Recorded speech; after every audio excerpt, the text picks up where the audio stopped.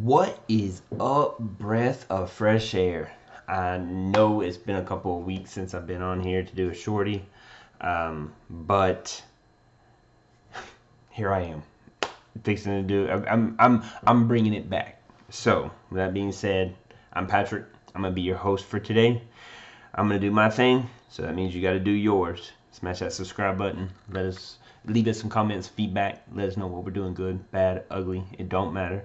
We're always ready for the feedback, and we always want to make the comments. So, now, with that being said, let's jump right into it. Alabama football. You're under the microscope. And let's get it. All right. So, Alabama football. They had a really close week last week, playing against Ole Miss and Lane Kiffin.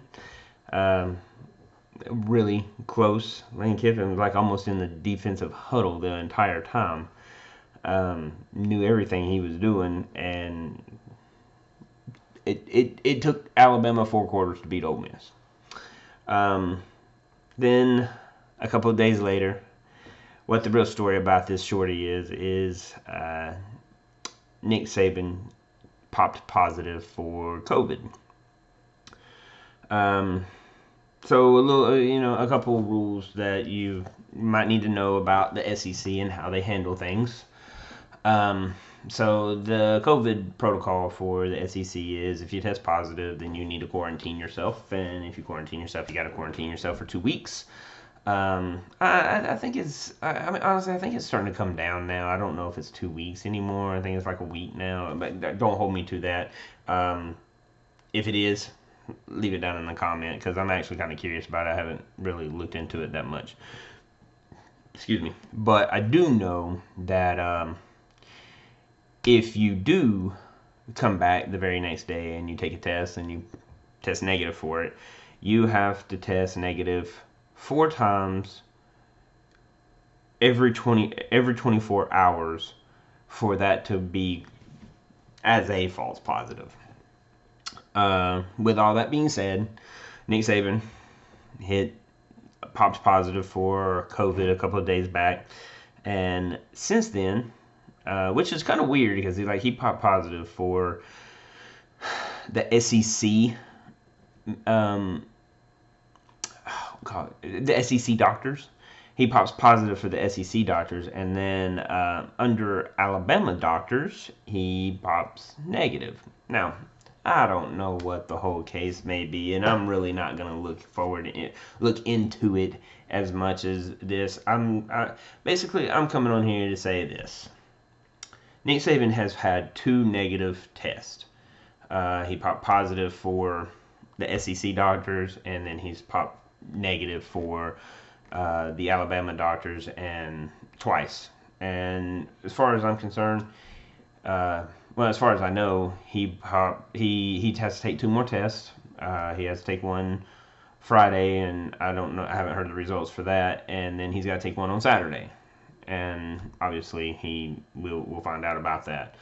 But if he goes negative for those 2, Friday and Saturday, then the game against Georgia, he will get the coach.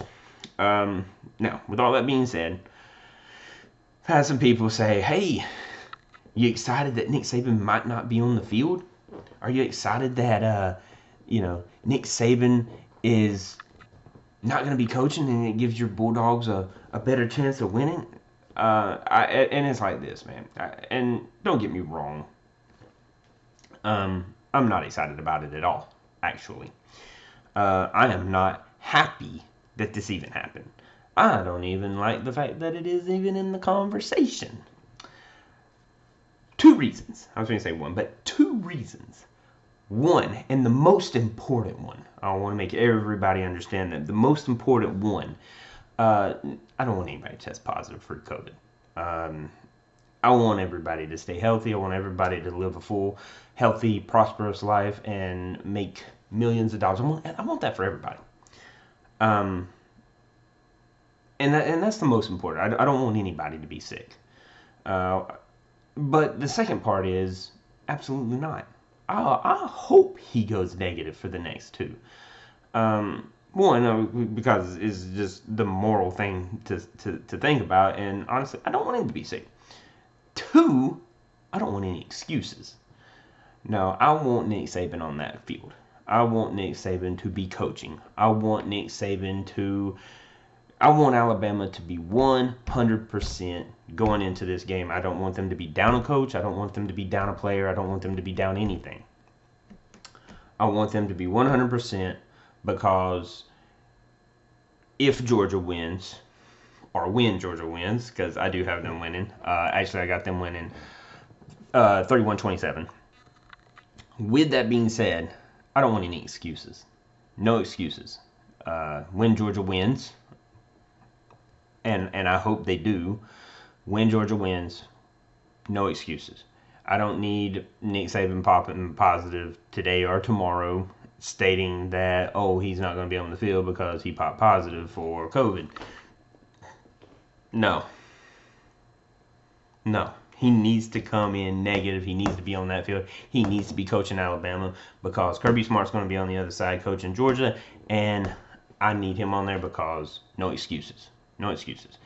I will say this, though. It's going to be a good game either way. Like I said, I got Georgia winning 31-27, and obviously you see that Alabama has a strong offense and their defense can be scored on, but man, their offense can score just as much as their defense allows scores.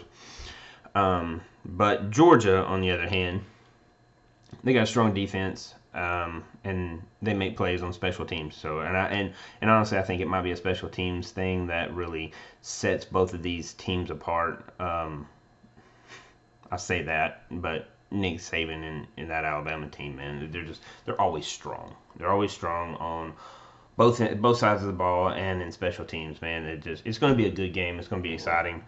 I'm hoping Georgia wins, but honestly, this Alabama team, Nick Saban, it wouldn't surprise me one bit if Alabama wins.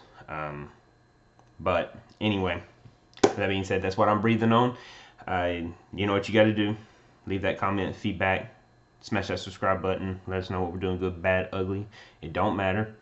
Always ready for the feedback and always ready to comment. So enjoy the weekend of football and enjoy the ALCS championship, the ALCS and baseball, because that Game 7, man, that's a good series, and the Dodgers are making the Braves a good series too. So be ready for those games tomorrow. Let's watch some football and see y'all on Tuesday when we go live, 8 p.m. Central, 9 Eastern. So check us out there with that.